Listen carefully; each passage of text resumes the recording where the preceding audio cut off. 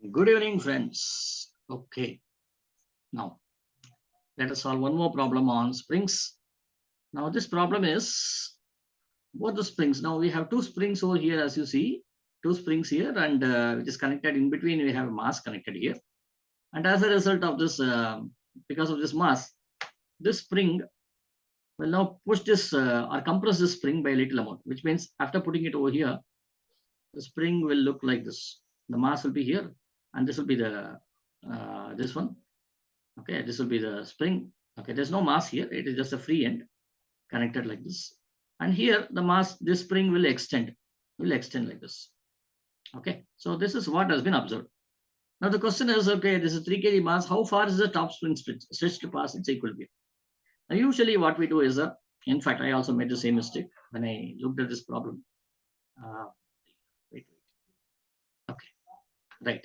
So now what we do is, okay, if this lower spring and upper spring are identical, you see, both have the same spring constant, they're identical. So if this goes down by, if this mass compresses this one by 0.4, then this should also elongate by 0.4. That's what we assume.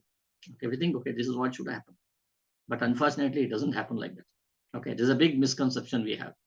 See, physics is always a science which should not be decided. That is, if you have a fact, and if you can explain that fact using mathematical equations, then that is where physics figures out.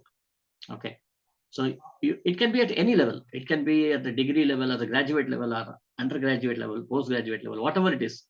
Based on the facts that you have, you should be able to reason it using appropriate mathematics or logical reasoning. Okay, now let us start with this. Now towards it, so you have now got to know about what is your misconception. So, and hence, let us take up this object. Let me put a free body diagram for this. This has a mass m, and mg is definitely acting downwards. Now this is compressing the spring. The lower spring is getting compressed by a distance equal to kx1. Sorry, by a distance equal to x1, which means the downward force acting here is kx1. And then this one, so here you are elongating the spring.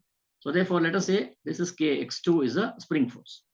Now let us write down the diagram over here, which says that kx2, and before that, I'll consider that anything that is in this direction is positive, and anything that you measure here is negative. Okay, so kx2 should now be equal to mg. Mg is always downwards. So here the spring force, here it is extension, which means x2 becomes larger, and here x1 becomes smaller. Okay, when x1 becomes smaller, which means that this should become negative. So I'll put this as minus kx1. Thus, now what we do is, what is that I need to find? I need to find the value of x2. Okay, so let us write m. What is m? 3 kg multiplied by g, 10, minus k. What is k? 25, multiplied by x1. X1 means what? How much it is getting compressed. What is given here? 0.4 meters. 0.4. Okay, and this is k, which is 25 into x2. Okay, let us do this. This should be 30 minus 25 into 0.4 is equal to how much? 10. Right? So 30 minus 20 is equal to 20. So 25x2 is equal to 20. X2 should be equal to 20 divided by 25, which should be 4 by 5, which should be equal to 0.8 meters. Wow, isn't that great? Okay, so therefore this is the right answer. So this is incorrect.